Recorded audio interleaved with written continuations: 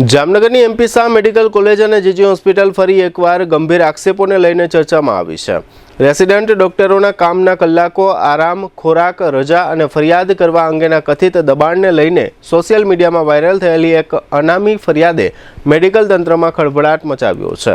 Viral થયેલી અનામી ફરિયાદમાં રેસિડેન્ટ ડોક્ટરો પાસે 40 થી 44 કલાક સુધી સતત ડ્યુટી કરાવાતી હોવાનો દાવો કરવામાં આવ્યો છે। એટલું જ નહીં, ડબલ ઇમરજન્સી દરમિયાન 60 કલાક સુધી સતત ફરજ અને પૂરતો આરામ ન મળતો હોવાના ગંભીર આક્ષેપો પણ કરવામાં આવ્યા છે। ફરિયાદમાં રેસિડેન્ટ ડોક્ટરોનું સાપ્તાહિક કામનું ભારણ આશરે 140 કલાક સુધી પહોંચતું હોવાનો તેમજ સમગ્ર મહિના દરમિયાન એક પણ દિવસની રજા ન મળતી હોવાનો દાવો કરવામાં આવ્યો છે।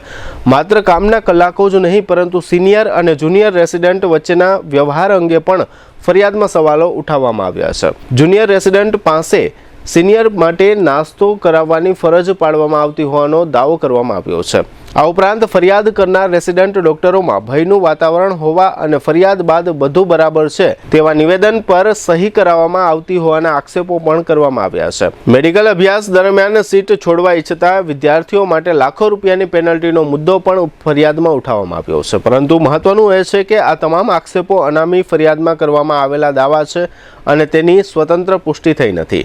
બીજી તરફ મેડિકલ કોલેજ પ્રશાસને આ અનામી ફરિયાદને હળવાશથી ન લેતા તાત્કાલિક તપાસ હાથ ધરી છે। કોલેજના કુલ 22 વિભાગોના વડાઓને ફરિયાદ અંગે જાણ કરી તેમના વિભાગમાં આવી કોઈ સમસ્યા કે નકારાત્મક પ્રવૃત્તિ ચાલી રહી છે કે કેમ તે અંગે રિપોર્ટ માંગવામાં આવ્યો હતો। ડીન ડોક્ટર નંદની દેસાઈના જણાવ્યા મુજબ તમામ 22 વિભાગોના વડાઓ પાસેથી મળેલા રિપોર્ટમાં આવી કોઈ નકારાત્મક પ્રવૃત્તિ કે સમસ્યા ચાલી રહી ન હોવાનું સામે આવ્યું છે।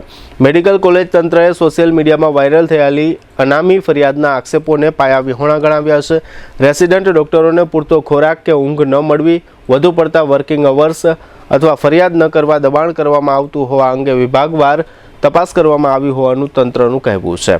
વિદ્યાર્થીઓ અને રેસિડેન્ટ ડોક્ટરો પોતાની સમસ્યા તંત્ર સુધી સરળતાથી પહોંચાડી શકે તે માટે વિવિધ ફરિયાદ નિવારણ વ્યવસ્થાઓ ઉપલબ્ધ હોવાનો પણ કોલેજ પ્રશાસનનો દાવો છે।